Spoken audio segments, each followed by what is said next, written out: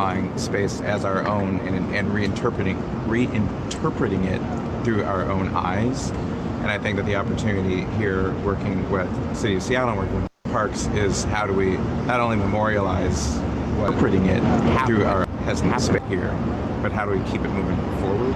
And I think that's, I mean, as we convene a community conversation around that, I think we really need to hear from people what they want to see happen. Well, so that's the thing, is that like nobody likes government coming in and saying this is what we're gonna do, this is what we're gonna have to do. So I'm assuming that from parks, the big push from your end is to really engage the community. You want the community input, and you really want to be able to implement the community's guidance around this. Absolutely. Yes. I think the strength in the process is. We've got 2 minutes. Yeah, should we get this thing ready to go? Sure. All right. So we've got people starting to flood in here.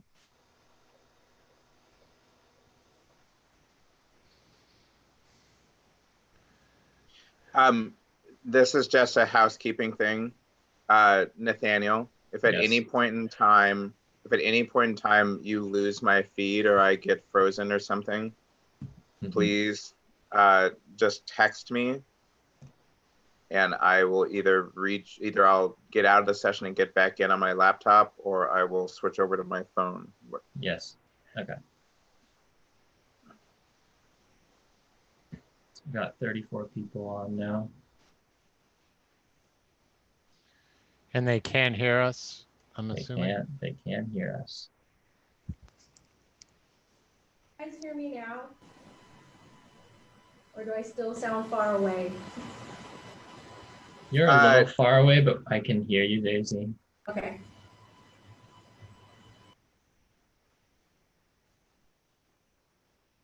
Daisy, is that as close an image? Like you're a little, yeah, your face is small there in the little right-hand corner of the screen.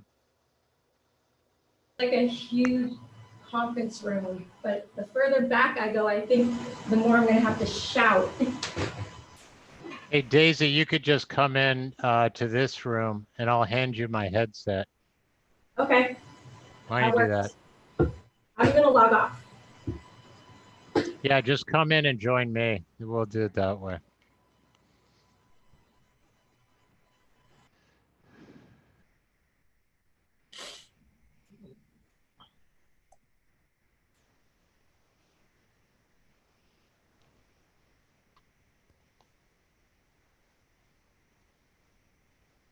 All right, and it's 6 o'clock now.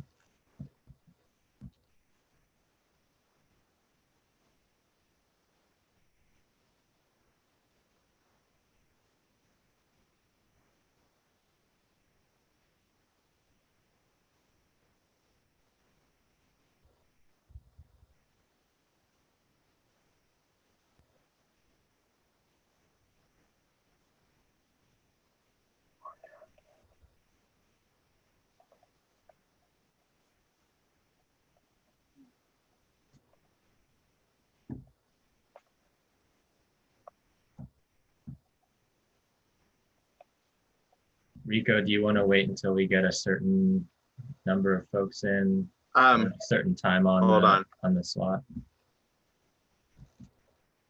Hold on. God dang it. Oh well. How many people do we have? We have 62 at the moment. Why don't we, and they're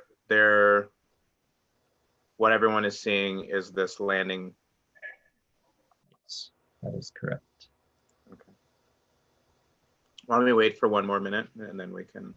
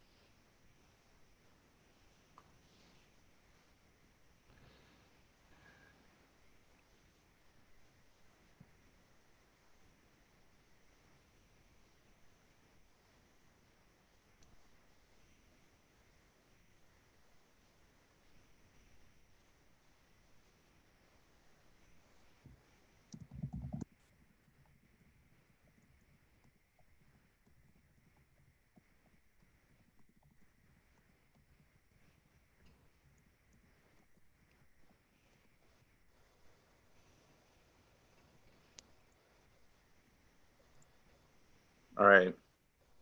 Should we go ahead and go live? Yeah. I think we're at 72 now.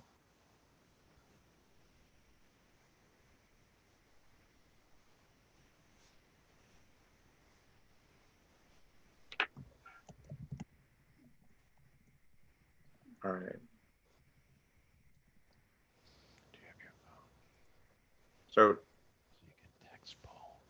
are we live and broadcasting, Nathaniel? We are live and broadcasting, yes. All right, excellent. Thank you all for taking time out of your busy schedules and your busy evenings after a long day and negotiating other obligations, including family and work. Thank you for joining us tonight. This is our first of 6 community meetings to talk about next steps and action at Cal Anderson Park. As you see on the screen in front of you, on the slide in front of you, this is the 2020 Cal Anderson Park Community Conversation and Vision. We've got a good hour and a half together this evening. And for those folks that have friends or colleagues that were not able to join tonight, we will be doing a session just like this one with the exact same content, but making it available another session tomorrow from 12 to 1:30. The intent of that is to give people another time of day that might work better for some than an evening time like we're doing right now. I want to give folks another minute or so to join. So just be patient with me.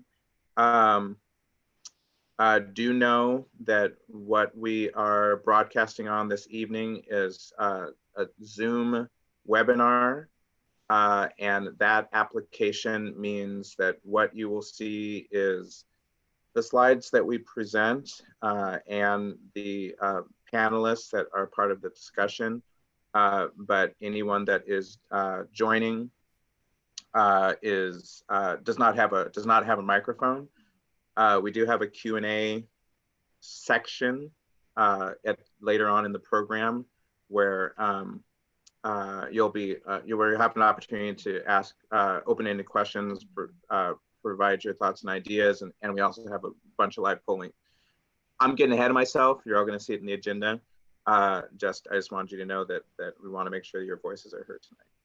So I'm going to wait for about 30 more seconds, and then we'll jump into the slide deck. And again, thanks for joining tonight.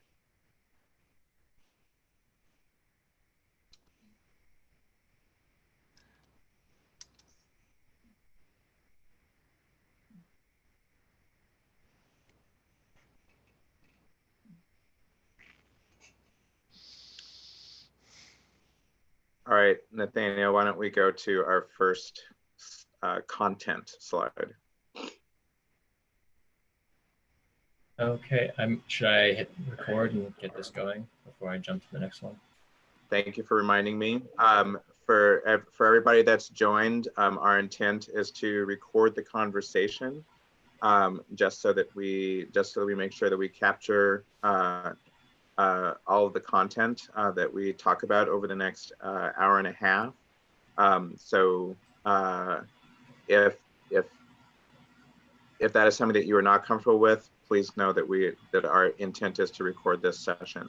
And if for some reason you do not want to be a part of a recording, but do want to see the slides, have your voice heard, know that on the Seattle Parks and Recreation website, we have a landing page for the 2020 Cal Anderson Park project. And there we will be posting the slide content, and there is an email address there where you can send comments regarding the slide deck, ideas or interests that you have. So we definitely want to make sure that you have a chance to participate. So Nathaniel, why don't we can start the recording, and you're good to go. Go to the next slide. Yeah.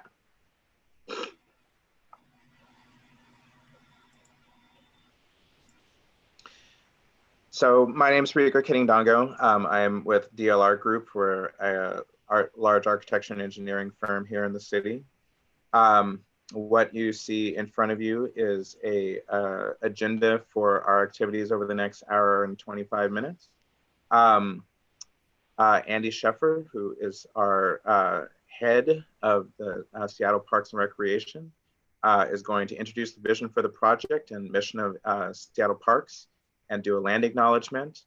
We're going to talk a little bit about the history of the park, why we are talking about inclusivity right now, and then we have a couple of live polls that we want to get your thoughts and collect some data just regarding your initial thinking at this snapshot in time.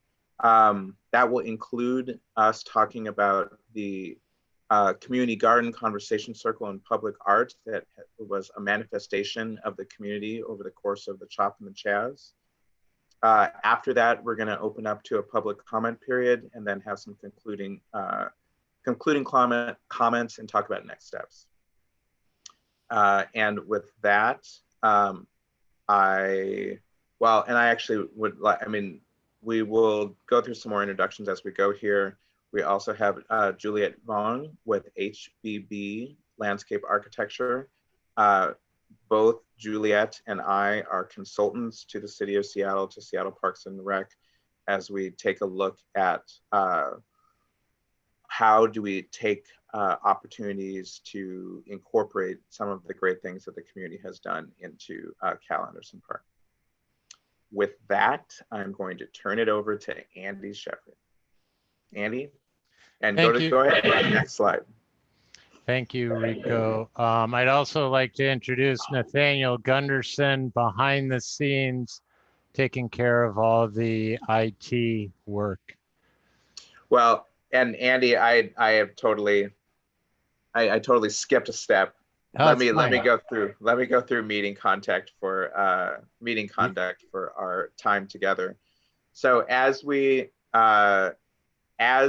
gather virtually, and I'm sorry that we can't do it in person. I'd much rather be doing this in person in the park. But as we do this, keep in mind that everybody is welcome at this table. This is a safe space. Speak honestly and freely, without fear of repercussion. Remember to be patient, graceful, and kind. Step forward and step back. When using the Q&A, make certain that you keep your comments limited enough so that we can read through it and repeat it back, or give you the mic to speak through it. But we just want to make sure that everybody has time to speak in this, and that everybody's voice is heard. This is an affirming space. We are here to celebrate diversity and understand that we all have unique perspective. I will guide the discussion as we go. If you hear something or see something that doesn't agree with you, do feel free to express how you feel. But in this safe space, we don't want to squash people's thoughts or their efforts, which is why we have this idea around yes and, in order to build on the conversation. And keep in mind that this is the first of many conversations. So this is broad brush. We're going to have a more open-ended conversation today, which, as we have progressive discussion, we will move through to a point that, yes, we will decide on some action items. We'll decide on directions that we want to take. But for now, we're just having an open-ended conversation because this is a place we want to start a foundational discussion. Listen for understanding, draw each other out, and like I said before, be concise. We want to start on time and end on time. And now I'm turning it back over to you, Andy. Thanks. The vision for the project is to enhance the sense of belonging in the park, centering on the BIPOC and LGBTQIA populations, to build to sustain the health of the people, the health of the environment, and the strong community. The protests of the past couple of months have required that we begin a conversation about how Cal Anderson can better serve the community and more firmly speak to our values. The 2020 Cal Anderson Project is about receiving ideas, developing ideas, and piloting ideas for new programming elements. This is a three-part process. The first meeting is all about setting the stage and collecting ideas. The second meeting in September, we will test the viability of ideas based on site constraints, opportunities, and interest. In the third meeting, October, we will discuss potential implementation of pilot projects and long-term strategy around bigger action items. In between the meetings, we will conduct surveys, interviews, and small site discussion groups to inform the decision making. And this is really the meat on the bones, the participatory part of the project. Pilot projects that result from this project will enter into a participatory design process in late October, November timeframe. We want to hear ideas from people who have previously been unheard or who have not been provided the appropriate space to share. We recognize the love for this park and see this as an opportunity to reinvigorate and reinvest in partnerships, programming that is relevant and welcoming, and stewardship in order to better sustain the park to make a sense of welcome more real. Next slide. Healthy people, healthy environment, strong communities. We carry out our vision leading with equity. And that's what the project's all about.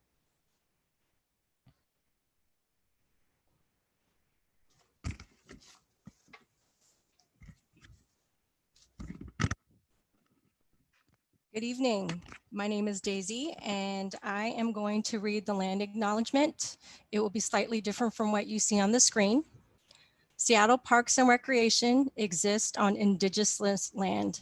We acknowledge the ancestry homelands of those who walked here before us and those who still walk here.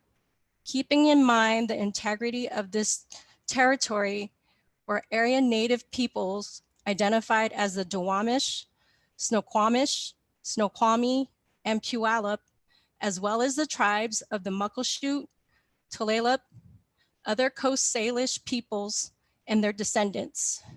We are grateful to respectfully live and work as guests on these lands with the Coast Salish and Native people who call this home.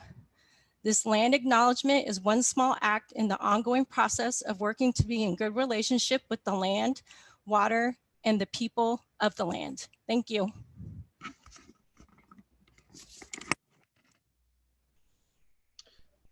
Thank you, Daisy, for that land acknowledgement.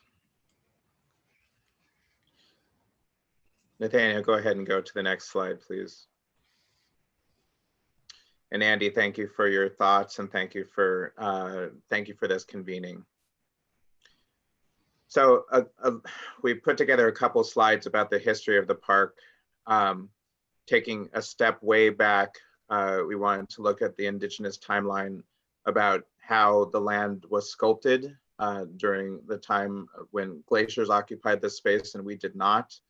Acknowledging when the first peoples established permanent settlement here, and then how we then transitioned to a time where colonizers introduced themselves into the landscape.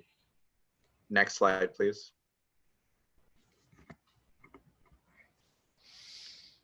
As you see on the slides, 1851, Dene Party established the first non-native settlement in what we now know as Seattle. This piece of our history, we know that many people came here in search of gold.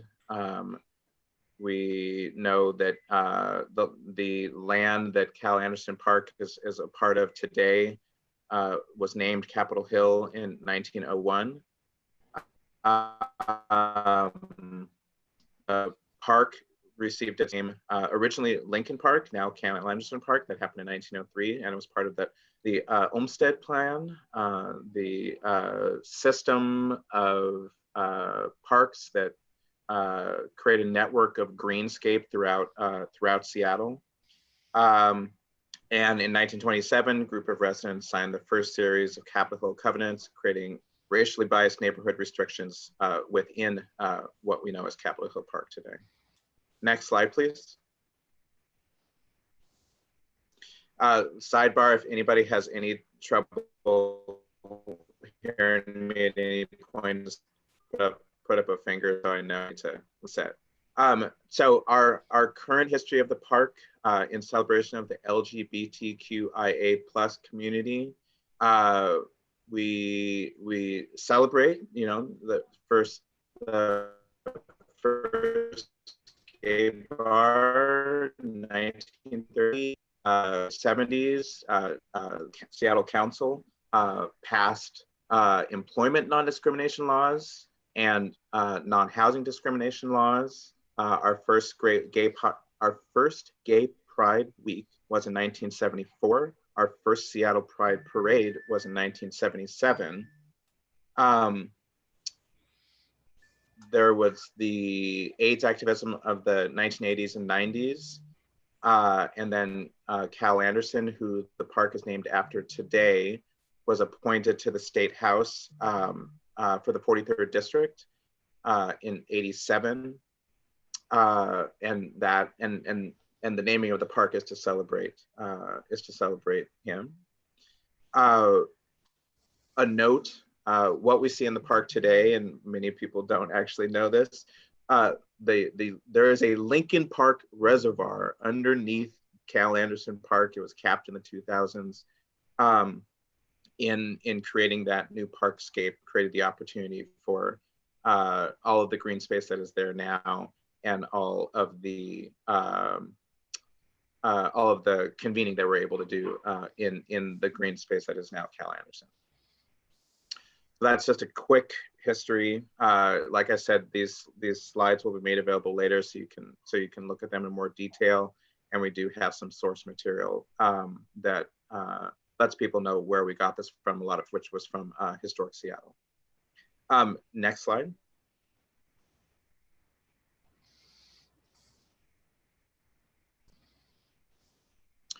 So why are we talking about inclusivity right now?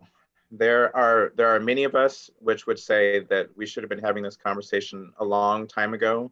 There are a lot of us that would say we've been having this conversation for 400 years. What we know is that with the introduction of COVID, which has had a devastating impact to all of us, that what we also had to come to terms with and acknowledge is the disproportionate impact that it's had on communities of color. And so with the horrible murder of George Floyd and so many others, there has now been a surge of activity, protest, speaking out, and interest in addressing the issues that confront our nation regarding equity and regarding how our communities of color and our Black communities specifically has not been done right by, has not been treated well, and for whom we have not received our due service. What you see in front of you is a number of the great activities that have happened at the CHOP and the Chaz, from the street art, the Black Lives Matter that was introduced within the public right-of-way, and people taking back the street and taking space that is ours to take and that we own as a community. Also in this picture, and we'll talk about it a little bit later, Marcus will talk to us about the community garden that you see here, and creating space for all. Next slide.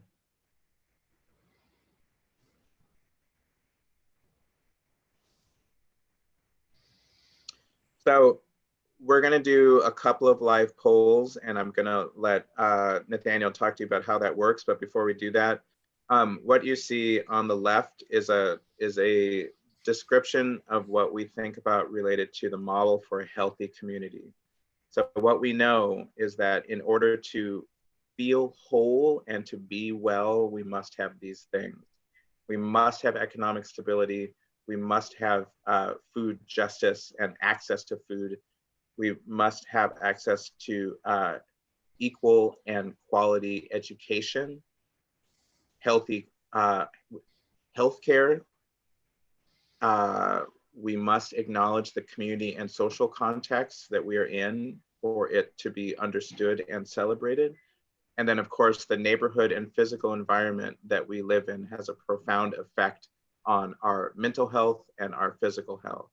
And that's a part of what we're here to talk about today in the public space that is the community's Cal Anderson Park. So this first word map is to answer this question. What's one word or phrase that embodies inclusion to you? And with that, I will turn it over to Nathaniel to talk to us about how to participate in the live polling. All right, so you can either participate on this with your mobile device or on your computer, depending on what you have access to. So if you're texting in, text 2020 CAP to 22333. So that's 2020 CAP to 22333. And I'm gonna move my screen over to show what we have our live poll here. And then if you are want to enter in your information from your computer, you can go to pollev.com and enter 2020 CAP. So Rico, just let me know when you want to start showing responses, and I can start filtering those in here. Sure. I want to give people a few seconds to absorb the information on the screen and figure out which way they're going to enter in their information. Then we'll switch over. So I'll keep this up here for like another 30 seconds. Then we'll switch over, and I'll say when. Sounds good.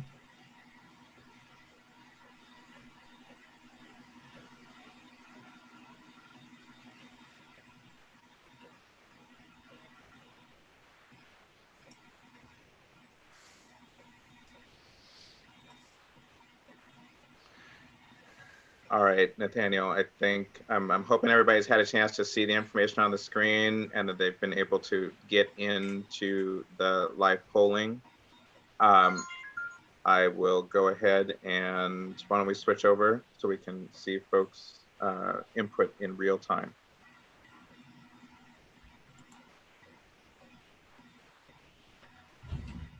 I think we also should point out that there is a filter so that there's no bad language that shows up on the in the word map. So just if you put something in and it doesn't show up, it just know that it does do that filtering.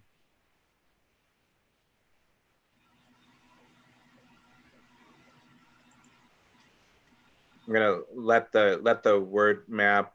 We're gonna let it aggregate for another 30 seconds or so that we can give people adequate time to get their word in. It is clear from the word map as we're seeing it, the importance that safety has as people think about what inclusion and what embodies inclusion. Equity, accessibility, space for everyone, respect, joy, listening. All of these things are critical. We're going to take a snapshot of this. Nathaniel, if you can do that, I will do it as well.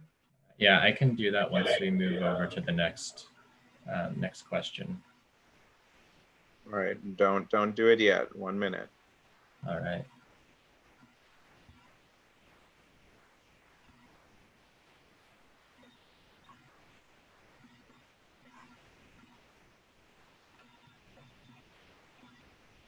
Okay.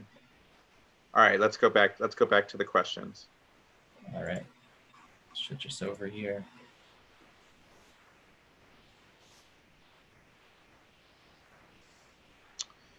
So we're going to do a second life poll. This one is around the idea of what is one word or phrase that embodies your vision for the park. So this one, you can give us a phrase regarding your thoughts, and keep in mind we have another section of the program where you can tell us more, and then also you'll have the opportunity to provide us email content where you can also tell us more. Why don't we go over to the live poll? Okay, so it's going to be the same thing. So you can just start putting in your responses now to the same code or the same link.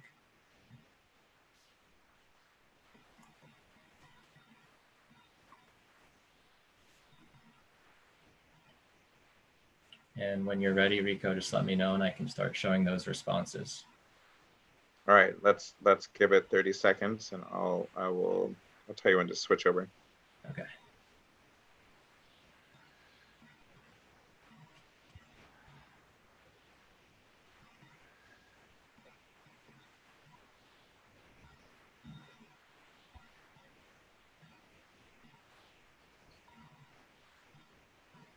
So let's switch over to the live polling.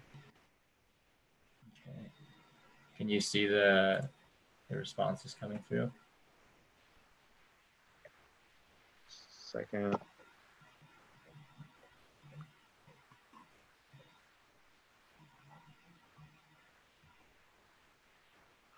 All right.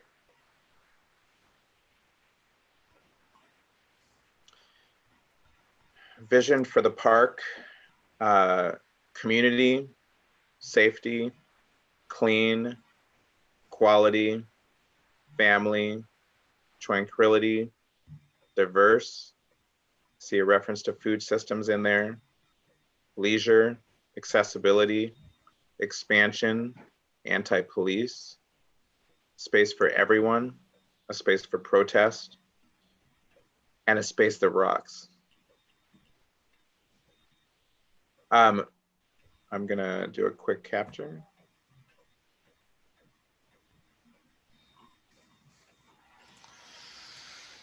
All right, let's go back to the slide deck.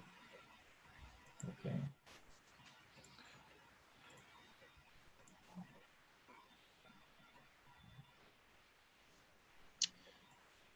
Thank you guys for going through that exercise. I think, you know, there's so much for us to discuss. It's nice. It's a place to start. What you see in front of you here is some of the things that we observed physically as manifestations of community during the Chaz and the Chop in the public right-of-way, in the park, public art, community garden, conversation corner. And so we want to talk a little about each of those things and talk to you about or hear from you about each of these things as it relates to community investment. Next slide.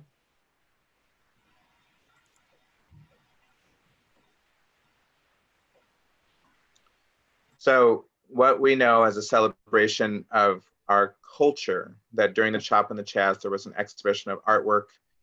There was an investment by artists in the community, both in the park and in the street, that was an opportunity for us to celebrate our culture, celebrate our art, express ourselves, and own own our public space in the public realm. What we want to do after talking about each of the three of these is get your thoughts on how we memorialize some of the art that has been created or create new art opportunities in the park. And so we just wanted to acknowledge all the great artwork that actually has already happened. Next slide.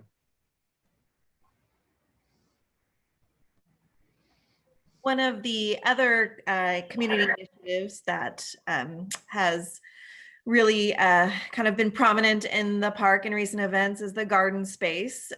We wanted to just spend a few minutes thinking about how the garden program, how gardening in general, both in terms of the activity, education around it, opportunities to physically touch and interact with the land, how these things really help support and could create that welcoming environment, and also recognize that it is both the act of the programming, the activation of it through gardening, as well as the physical improvement of gardens themselves. And so we've asked Marcus Henderson of Black Star Farmers to join us today as well, and offer a few thoughts about this one. Thank you. I would like to start off with just an acknowledgement that this is Duwamish land that we are talking about. So unless we are aware of that, we do not have a starting place for conversation. Again, I appreciate you all for having me here. I think the garden has served as a backdrop for the conversations around race, inequality, and how we can solve those by talking about food justice and land sovereignty in particular. It also is important to acknowledge that a garden educates us on the skills of what community really is. We learn how to listen, how to observe, how to interact with not only plants, but with each other. And what we're trying to do here is build an inclusive community. And I believe the garden, from what I saw in CHOP and what I observed from talking to people and how it affected them, it gave people a place to connect to this movement in a way that they felt comfortable, especially here in Seattle, everyone's a gardener. So it was really able to bring people into the space.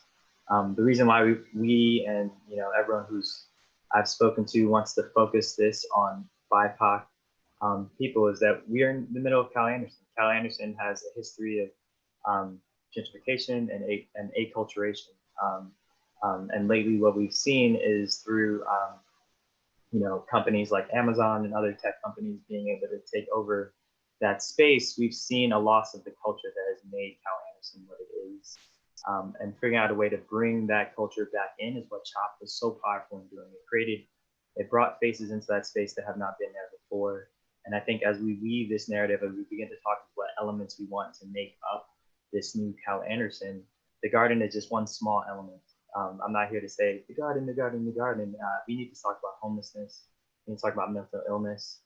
All of that was a part of my garden experience. Every day I had to interact with the homeless community, with people who are going through mental illness, and the garden gave me a platform in which to engage them that was healthy and healing. I'd also acknowledge organizations like Riot Kitchen who were feeding the house and the homeless in that area at all times of day. So as we think about this space, I want to remind people of the services that are needed for people who have been gentrified and forced out and can't afford housing in that area, but are the culture, are the history of Cal Anderson. So again, thank you, and I'm really excited to continue this conversation with all of you. Great, thank you very much. Let's move on to the next slide. Thank you, Marcus. Thank you for your work and inspiration.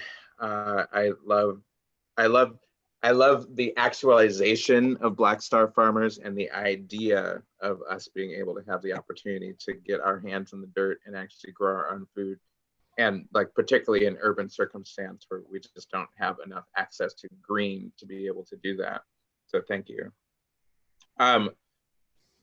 This last one in this segment, Conversation Circle, every day, every night, there were these powerful and impactful community conversations that happened over the course of the Chaz and the CHOP and are still happening today.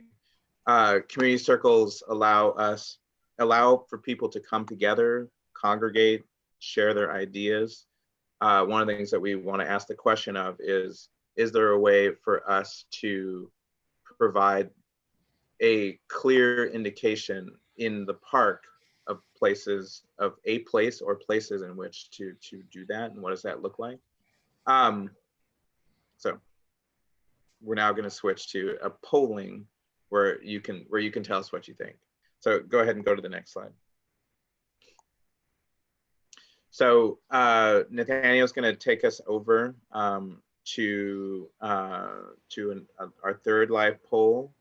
The question being, how much would you support the idea of retaining some of the artwork from the protest to foster a better sense of belonging for underserved communities in Cal Anderson Park? Let's go ahead and go to the poll.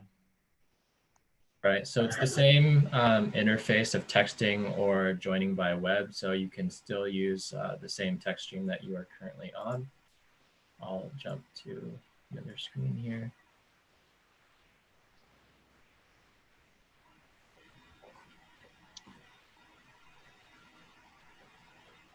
So this is each of the next 3 of these live polls is a vote by number, where 5 is the hell yes, and 1 is a not so much, and everywhere in between.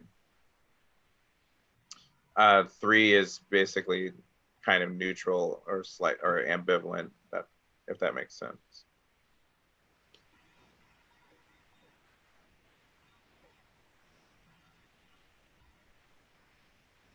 We'll give it another 30 seconds, and we'll switch over to the poll.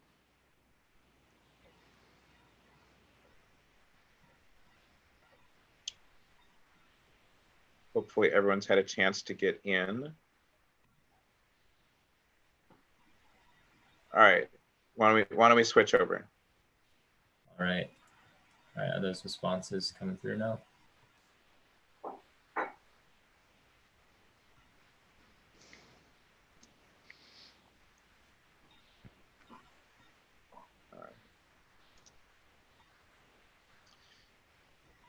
All right.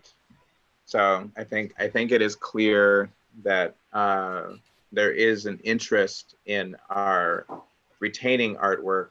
I also think that as we have an open discussion, there's a question about whether there's an opportunity to create new artwork opportunities that are reflective of the things we've already seen, or opportunities to recreate or memorialize pieces that were in the public right of way that are either no longer there or harder to access. Let's go to the next question. All right, I'll lock this one and then switch screens.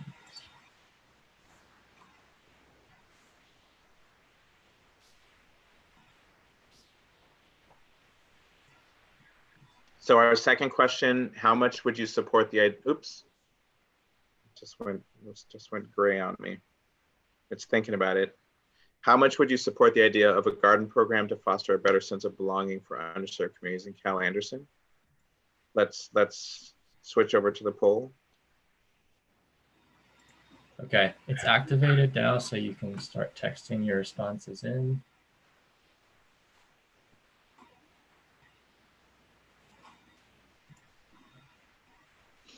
And I just as a note, while people are putting an answer in their poll, anyone that puts in questions right now, we will come to them in the question and answer. They're not being ignored. Well, because there's some great questions here. So don't. We're almost to that open question and answer period, and we'll definitely want to talk. So again, question can be answered anywhere from very much so to not so much. Let's give it like 20 more seconds.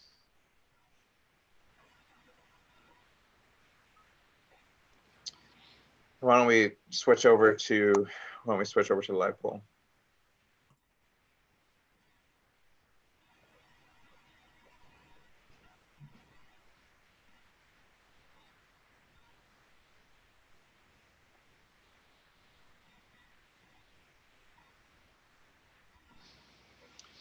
All right. So again, a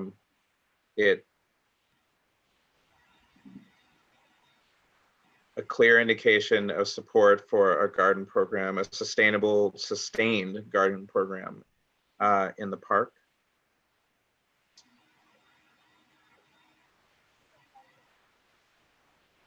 Why don't we go to, hold on. Why don't we go to the next question?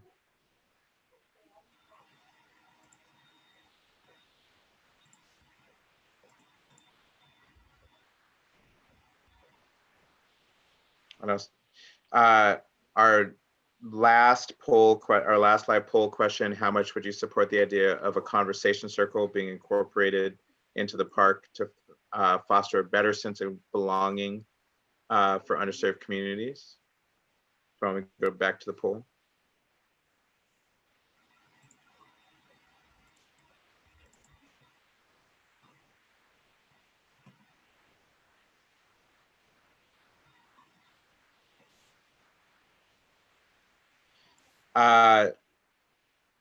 So again, 5 very much so, 1 not so much. Give it 20 seconds.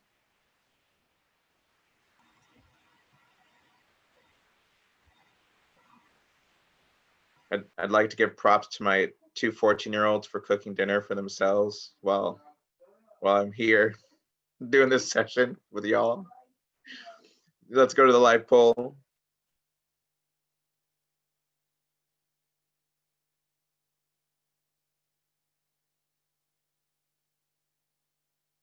So it looks like we have around 30% of folks are interested in trying to create a conversation circle, some component in the park.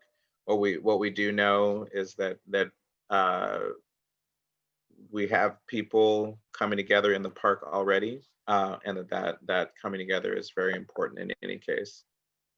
I also think it would be important to note that this is one touch point of conversation.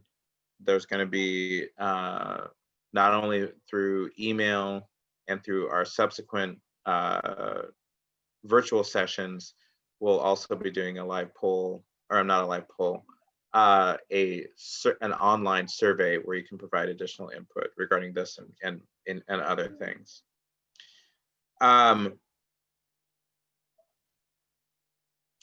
Let's go. Well, let me hold on. I want to save this.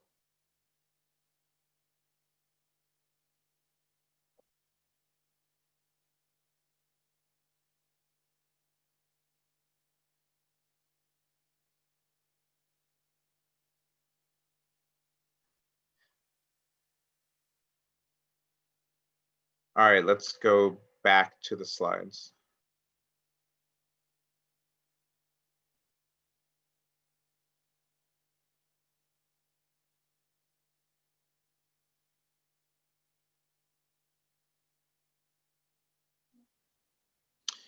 All right, so in this portion of the program, what we want to do is open up for questions and hear from you what other ideas you have and what other questions you have. We have about 45 minutes, so we will get through as many, if not all, of the questions that are in here right now. And if we don't get one or more of them for any reason, do know that as part of our ongoing work, that we will capture all of them and make sure that we create some vehicle by which you can hear from us to hear back on the things that you're interested in exploring. So I will just start at the top. I will say this too. I want to give people the opportunity to read their own questions. In some cases, it's a interesting online format. What I'm going to try to do in this case is open up a mic, give you 90 seconds, pick one of your questions, read a question, and then I can one of us can give you a response.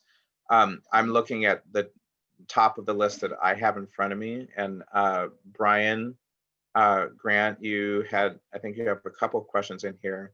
Do you want to pick one of the questions that you asked to? Sure. Can you hear me? Good. Yep, we can hear you. Okay, I had commented on the garden space. How would this be, noting that if I'm thinking about pea patches in the community, and they tend to be a bit helter-skelter where they are. They're not designed for beauty. They're designed to grow food for people. They're shared by many different people. They're hard to get into. There's a big waiting list. So I'm wondering how you would envision this particular community garden, both from a design standpoint, access standpoint, and security standpoint, because the issue of avoiding people taking, does food belong to the people who grow it, or does it belong to the community at large? Is this a parallel to a pea patch or something different? And a separate quick question, I haven't been to the site in a couple weeks, but I noticed that the water feature, that beautiful conical water feature, has not been on when I was there. Is that working now? And if not, what are the plans for that? It's a beautiful piece of sculpture and function over the reservoir portion, and I'd love to see that restored, or working, I should say. Sure. Rico, can I start? Yes, of course, Andy. So all of our fountains, unfortunately, are not running for the purpose of water conservation. And that is strictly to save water and to save money, frankly. There's a tremendous amount of resources that go into our fountains. We have spoken recently about turning it on, but given the dry conditions and the amount of evaporation, we are very hesitant to turn on the fountain until environmental conditions change. Does that make sense? Well, I wonder what the actual use of water is for the relative cost benefit. I mean, yeah, there's some evaporation, but there's a lot of water in the city, and it's an expensive and beautiful fountain. And at least maybe for certain hours of the day, it'd be nice to consider, or weekends at some point, show it off. Your point, you're absolutely correct. And we definitely share your opinion and are working on it. But we agree, there is a tremendous, there is a tremendous of savings in water this past summer. But we will continue to have that conversation. Absolutely. Thank you. Thank you for taking my question. And then Andy, do you or Juliet, can you talk about access? Oh, the programming associated with the garden and the design, we're at such an early phase. I'm not sure we can really, I'm not sure we can really speak to it at this point, frankly. I mean, I think the first step is to determine a appreciation for gardening of some sort. And I also, the beauty of a garden is kind of up to the beholder. Sometimes the organic unfolding of a garden is, beautiful to some. But again, those questions will be integral. The operations, the sustainability, the maintenance of every initiative will be thoroughly, it is all integral to the physical manifestation. So we'll definitely dive deeply into those questions in the latter meetings. Thank you, Andy. Marcus, from the perspective of Black Star Farmers, do you have any thoughts there? Yeah, thank you. I think I've heard a lot of people talk about, oh, we can move the garden somewhere else, it's more appropriate, or how do we maintain safety in the garden? I think, what I've read through a few studies on Cal Anderson Park, the restroom study where they just finished completing the all gender study. And the question is, how do we create community engagement in that park? What I've seen through CHOP and what I continue to see is community engagement in that park because of the garden. And we're also trying to memorialize the lives that have been lost through police brutality in that garden, in a space where people protested for those lives. So it's the main purpose I see is memorialization, but it also creates community and engages more people to be active in that garden, including homeless people, including mentally ill people who feel like they need to protect that space because it's a place that they have, that they call home. And, you know, the relationship I've built with them, I've been able to build a really amazing relationship with the unhoused and the mentally ill people there, and they've taken ownership.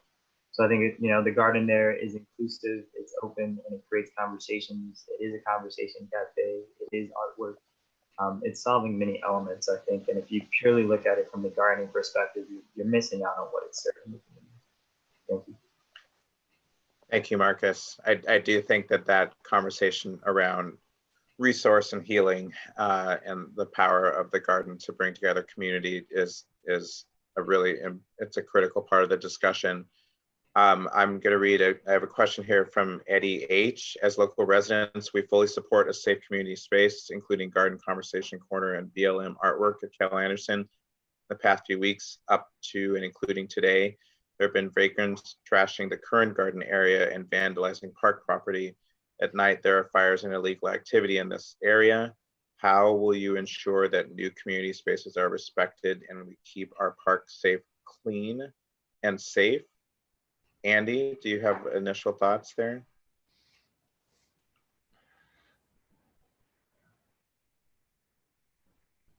I'll start. Actually, Juliet, why don't you take a stab? Yeah, go ahead, Andy. I think you're. I mean, I think that's integral to the program and the sustainability operations plan of a garden of any element. And there's that particular area has experienced a great deal of vandalism pre-COVID, protests. I would hope, and that's not to say that the garden would even be at that specific location, but at any location, you know, we really need to look at, you know, all these proposals need operation plans to support the safety of the park. We also need to think about a general stewardship plan, or I should say reinvigorating the existing stewardship plan of the overall park. This is a tremendous opportunity to kind of reinvigorate community stewardship of the park, and you know, all work together, the department, the different stakeholders, and try to tackle these difficult issues, including the vandalism. Does that make sense? I think. Just speak briefly. Juliet, thank you, Andy. Juliet, do you have something else you wanted to add? No, I think it was really just recognizing that part of this process and part of the activities that have been happening have really kind of, I think, affected greatly how we perceive our open spaces, how we use them, how we want to continue to use them in the future. And part of this conversation is really to hear and to understand some of these concerns. They're not easy problems to solve, and the resolution doesn't come quickly, but part of the activation, part of bringing people back, letting them feel welcome, trying to really find ways, both through the physical improvements as well as the programming and the use and the function of the parks, the design of the parks, to kind of re-welcome people back into this neighborhood. And that changes perspectives, and it helps kind of rethink about the values of how we use the open space, and then therefore kind of going into how they're protected and how they're used and how they're maintained. So it's all part of that same conversation that I think leads to just a more inclusive solution. Thank you, Juliet. Meredith has a question. There are two questions in one. Do you support the thing, and also the reason you support it? Not really fair to folks who might support it, but for a different reason, or support that reason, but not in that way. survey design affects inclusivity too. I am very sensitive to that comment, particularly the idea that the survey design affects inclusivity. I think that what we need to be very aware of is that language matters. And so hopefully as we do put together a survey, that it does speak to all people, and that is hard to do. I think that what we have to acknowledge in this is that we are going to make some mistakes, but when we do, that we need to be held accountable to them, and that that's part of an authentic process where we can try to represent ideas and thoughts well, and when we don't do it well, we do need to be held accountable for that. Don Daly asks, will there be a webinar exclusively for the CHOP art? Within this scope, will there be a community curation? Will artists be able to physically access their art again? And will there be a city gallery for all the COVID-19 and BLM centered public art? I think it's a great idea. I think it's good questions. Andy, has the city given any thought to those things as ads? Yeah, and we can bring arts and culture into the meeting, the next meeting, to speak to that. And I know that there are plans for curated shows of the artwork. So we can definitely address that at the next meeting. Does that make sense? Yep, yep.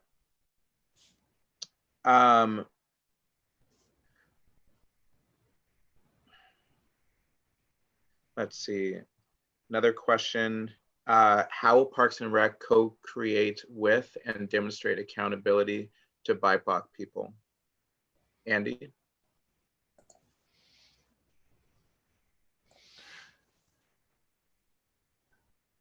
Do you want me to repeat the question? Yeah, no, I was just looking for the question on the screen. The design process, if and when we get to that design process, if the end of this process, and it looks from the initial polling, there's a lot of positive support for different elements. When we get to the design process, it will be entirely participatory, led by the BIPOC population, and yeah, I don't, and how will we be held accountable? You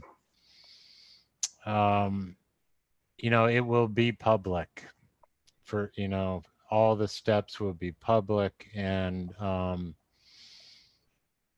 again, we're going to support the process in any way we can from a city perspective, and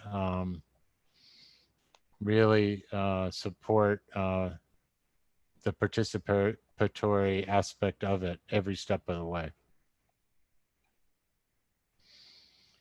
Thank you, Andy. And share, and just share the information constantly, you know, on the website, what have you, you know, just be totally transparent.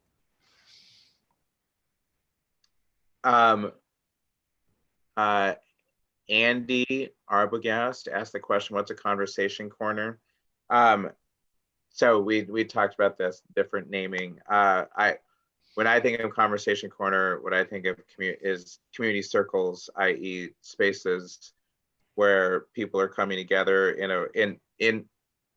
a format traditionally a round circle where everybody is equal, there's no head of the table, and are just sharing their thoughts and ideas, and everybody is invited to speak. In Indigenous culture, that often includes like the passing of a pipe or a talking stick. I think that the big idea being, how do we take an opportunity to invite and incorporate community convening and community conversation in public space? And Um, there's a follow-up question very similar to that about just is it consistently staffed? So Mike S. asked, is it consistently staffed by an organization who facilitates the conversation, or is it just a couple of sofas? I like the sofas myself, but yes. Whether sofas or not sofas, I would not assume that it would be facilitated by an organization. Not, which is not to say that there might not be times where there is a conversation that is curated or hosted, but that is certainly not from my viewpoint, certainly not a requirement. I'm looking at a question from Gina that says, would the garden stay in the same area it is now? That area has previously been used for community movie nights, speeches, activities, obviously different now since COVID. I actually, hold on, I haven't done this for a bit. Let me, Gina, do you want to expand on your question?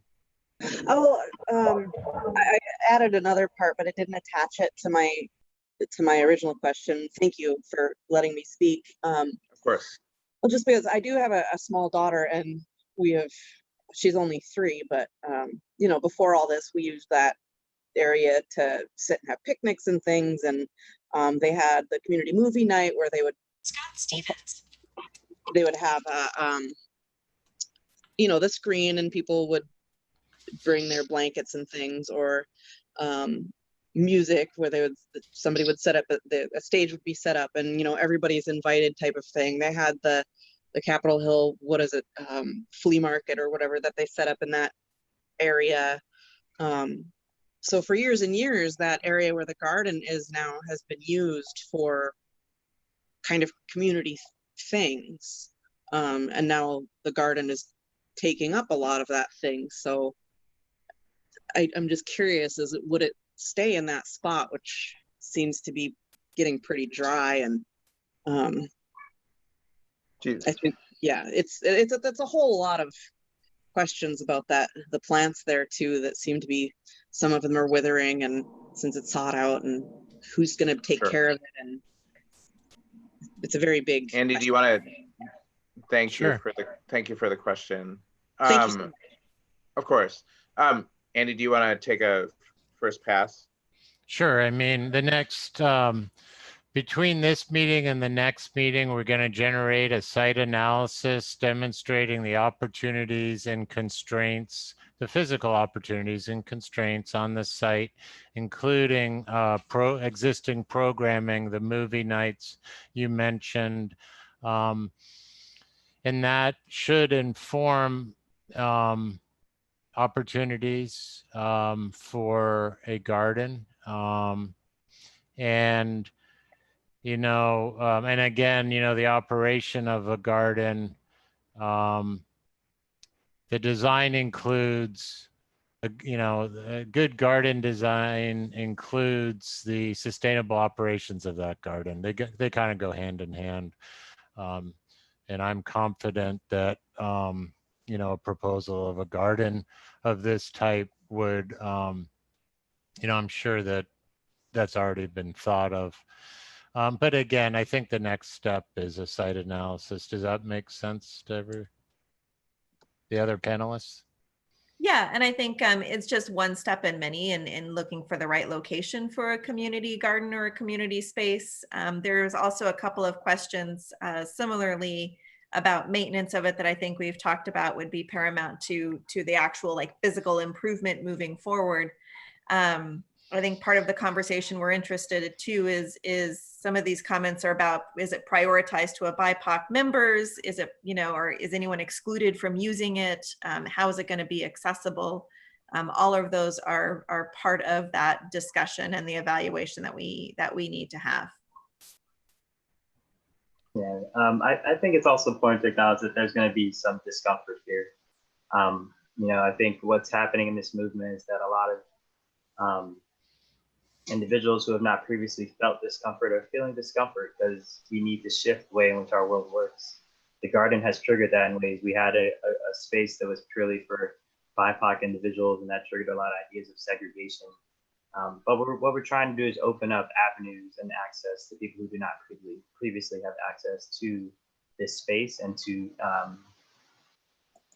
resources and funds. So we're trying to shift the way people think here, and this is a part of that process. It's a culture shift that we're working through, and I just want everyone to be patient and recognize that, you know, systems take time to develop, systems take time to change, and we're going to create a system here in which everyone in our society feels welcome. And sometimes we're going to lose a movie night, but you know, we'll make it through.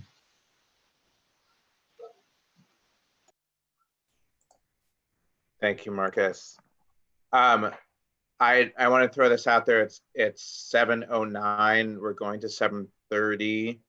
We have a bunch of unanswered questions, which is great. My count is at 48. We're not going to get through all of them, but Nathaniel, can you confirm we are able to capture and save all of the questions that are in the Q&A, correct?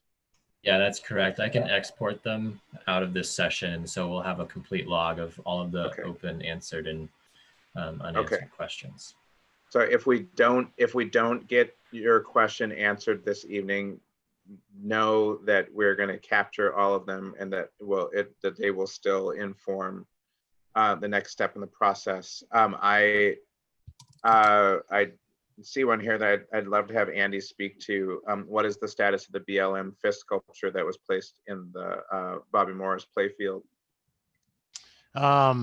We've been, Parks has been preserving it, and that is part of the art initiative discussion.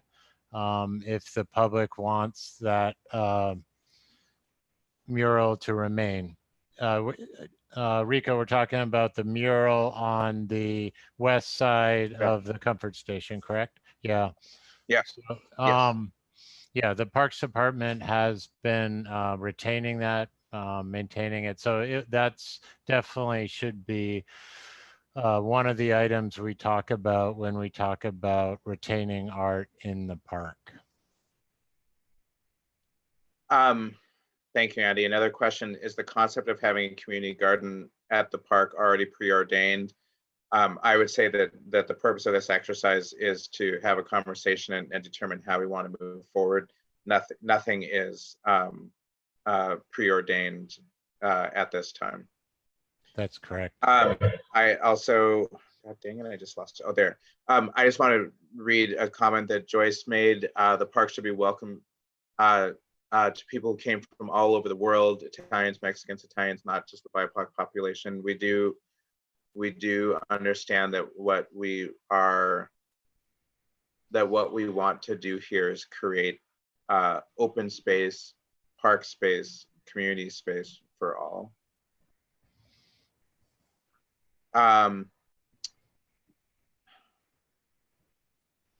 Looking for another.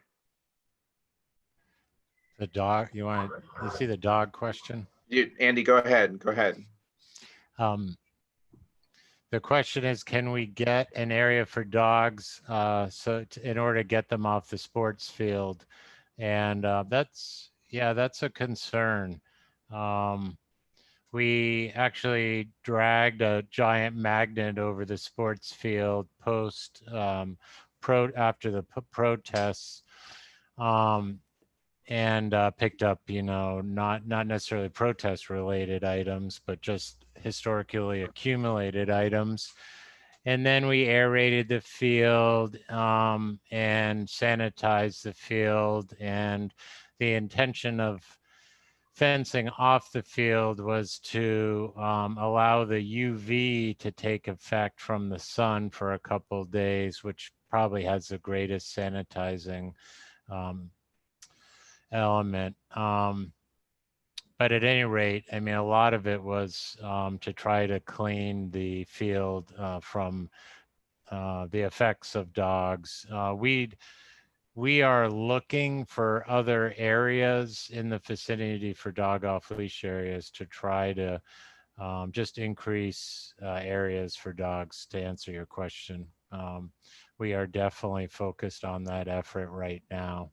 It's tough. It's tough to find areas because, you know, Seattle's, there's a lot of environmentally critical areas, steep slopes.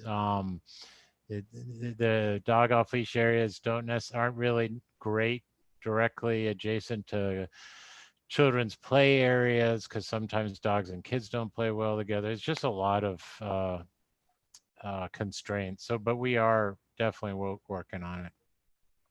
I'm intimately aware of it because I was out there, you know, for almost every day for several weeks. So. All right, I'm gonna read, oh, darn it, I just had it. I'm gonna read a question from an anonymous attendee, and then I'm actually want to Mike, Brittany, and then Joyce. The anonymous attendee question is, Seattle Parks only having this conversation about lowering barriers to access in Cal Anderson Park as a response to a very visual protest, or is the city looking at all nearby public parks and P-patch space and public land to look at how to create access for BIPOC participation? Andy, that's a question for you. Rico, can you reread it, please? Is Seattle Parks only having this conversation about lowering barriers to access in Cal Anderson Park as a response to a very visual protest, or is the city looking at all nearby public park and P-patch space and public land to look at how to create access for BIPOC participation? We are definitely looking at it across our system and associated with all of our work in the parks, all of our projects, leading with participatory engagement and shared decision-making, elevating and centering the BIPOC voices, concerns, and experiences, utilizing our equity tools and continued relationships with the BIPOC community to continue the evaluation of our efforts. These are some of the ways we hold ourselves accountable, and we will be working through these points on all of our, like I said, on all of our projects. The projects are main, one of our main touch points with communities in parks. All right, thank you, Andy.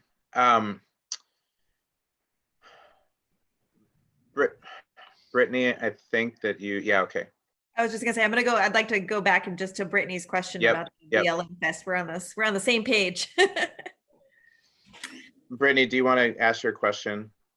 Sure, yeah. I'm thinking specifically of the fist sculpture that was, I think, on the north part of Bobby Morris. It was quite tall.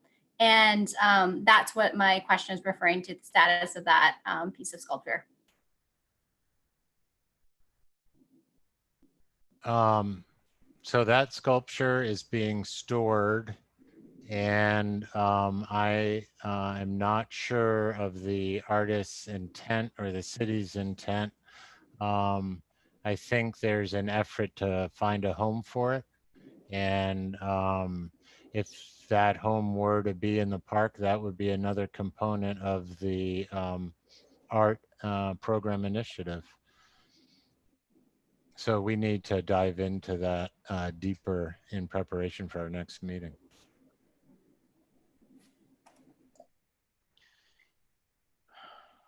In looking through some of the questions, there's a number of questions about just how we might think about programming for the park and some of these improvements to make sure everyone feels welcome. I think Jill had, Sherman had a comment about examples, better lighting, available bathrooms, events and activities that go into the night, and how we will, the Parks Department will handle evening activities and noise and other types of things that tend to go maybe a little later into the night than were originally anticipated.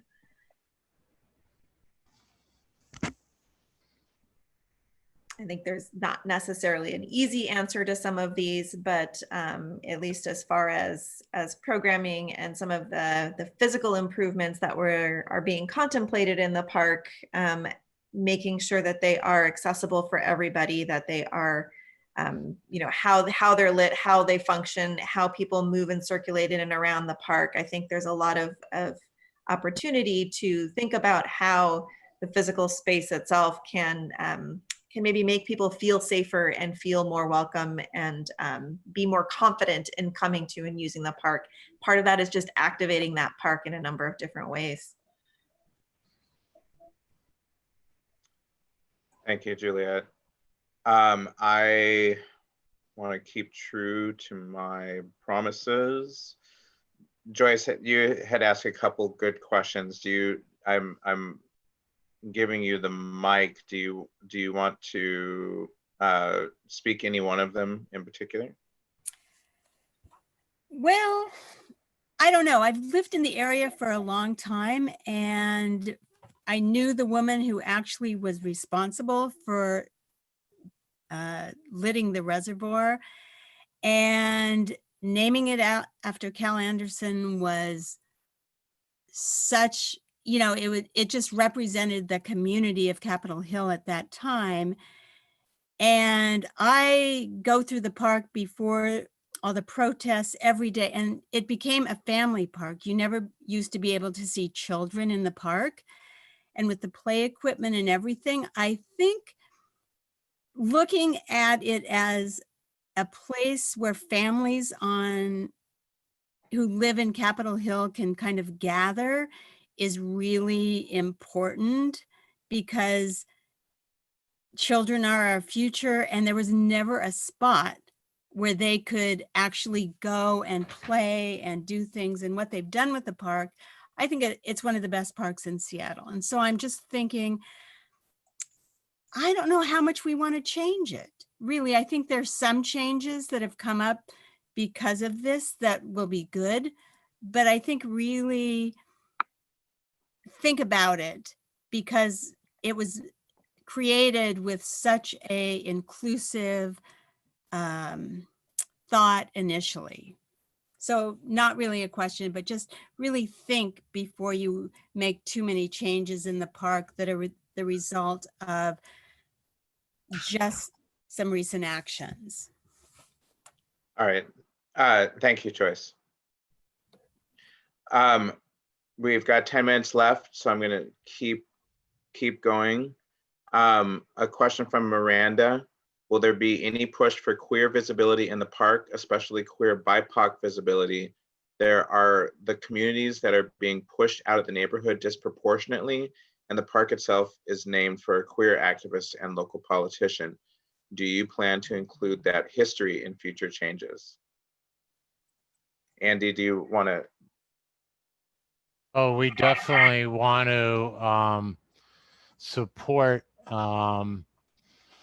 that community and support any initiatives presented by that community, definitely events, and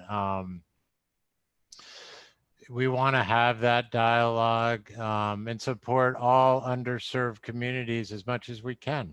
So absolutely, let's continue the conversation. I think there's a lot of opportunities, especially from a programming standpoint. Thank you, Andy. Carmen asked a question, will there be a memorial for teens killed in the CHOP? Andy, I think that City of Seattle has a particular a policy around memorials, no? Yeah, I mean, we generally don't use that word memorial, but I think we can address that suggestion in other ways. I mean, maybe there is artwork, and maybe, you know, I think that should be one of the ideas presented as a result of this meeting. It's definitely been voiced by several people. We should talk about a way to do that if that's important to everyone, for sure. I mean, I think you can do that without using the word memorial. Does that make sense? Yeah, and I think that an important takeaway for folks that are on this Zoom session, and as we move forward, we need your voices to be heard. If there is something that we need to be doing, if there's something the city needs to be considering, the more voices that express that need, the more we understand what the need is, and you're voting with your voice. So I think that's a call to action. We want people to participate. We appreciate everybody that's taken the time this evening, but to the extent that you are able, if you can share out to your friends and family and coworkers and neighbors that this is a conversation that's happening right now with the city. I can't express how important I think it is that people say what they think needs to happen here. I have a question from Don Daly. What about continuing horticulture and botanical students from middle schools, high schools, colleges, and universities, and museum horticulture areas to expand and maintain the community garden to make the products more bountiful as a food sovereignty garden for those who can't access fresh produce? Does anybody want to take a stab at that one? Yeah, I'll jump in.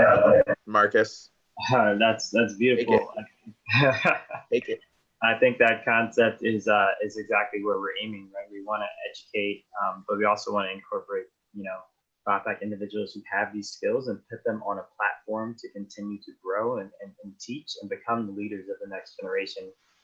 Someone earlier mentioned children and being like welcome in that space. I think a garden is the most beautiful playground for any child. There's just so much education there. There's so much learning that can't happen in a classroom, that can't happen on a jungle gym made of plastic. It's like being able to interact directly with the plants and create space for that is what I hope this garden, this space can give access to and really build community.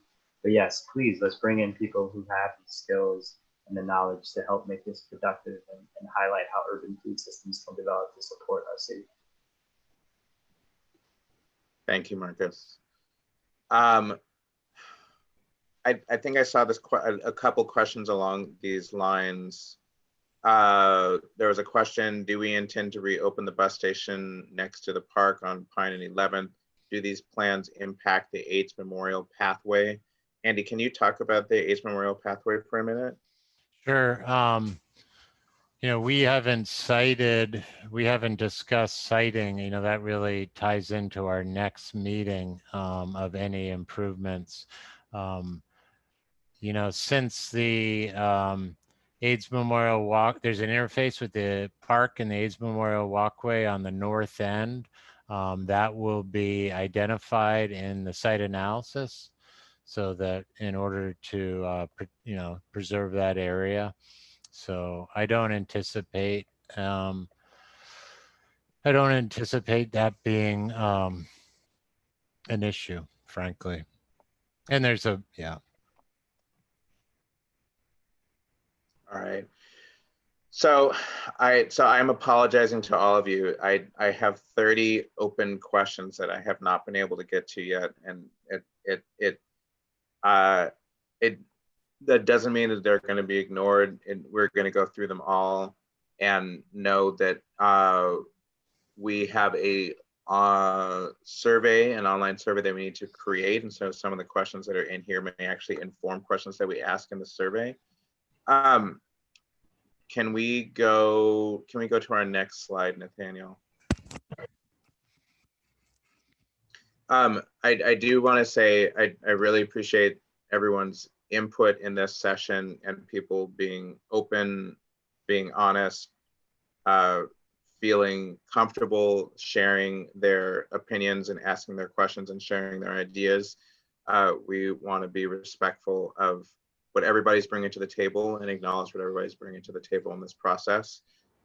What you see in front of you right now is information about next steps. So we know that we are going to do beyond the noontime session tomorrow. We're going to do a second meeting with new content, which will be a month from now on September 9th and 10th. In between now and then, we're going to do a number of things. We're going to have an online survey, and for everyone that's here, that's attended this evening, You'll get an email notification when that goes live. It'll be on our 2020 Cal Anderson Park project site that's hosted by Seattle Parks.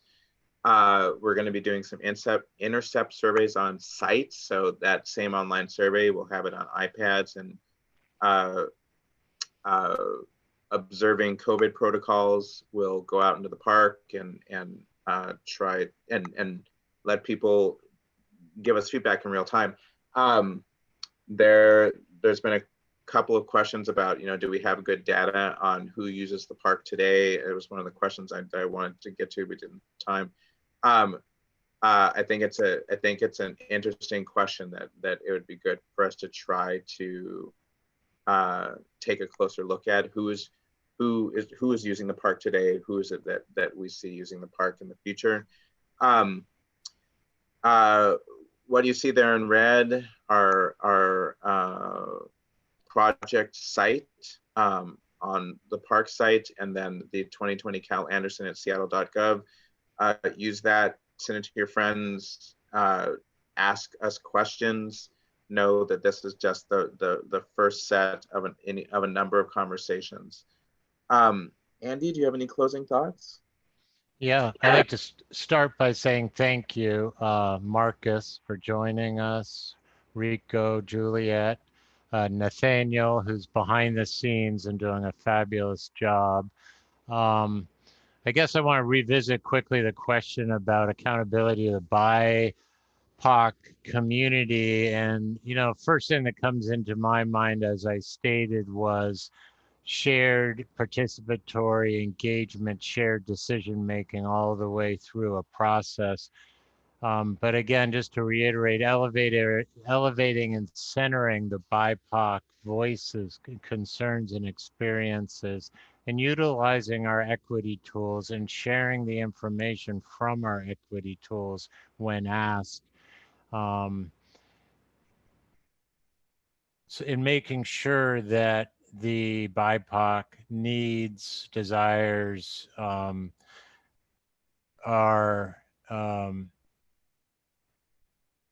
evidenced in the equity tools as well. And then I'd like to thank everybody for participating. We encourage everybody to participate between the meetings, because that is really, like I said before, the meat on the bones, the surveys, when we really dive in to locating and analyzing site constraints and opportunities, et cetera. And again, as I said before, I think this is a great opportunity to reinvigorate overall stewardship in the park. Thanks. I think I've really enjoyed this experience.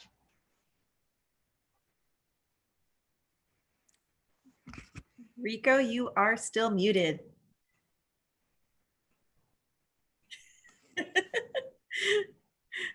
And yes, I can read lips. All right. Thank you, Andy, for making this space for us to have this conversation this evening. Marcus, thank you for joining us and speaking your words of wisdom this evening. Juliet, Nathaniel, thank you for all that you've brought to the table, and thank you all that have participated tonight for participating, for listening and participating. Much more to come. Enjoy the rest of the night, the weather, your families and friends, and we will talk again very soon. Good night. Thank you all. Thanks, Rico, Juliet.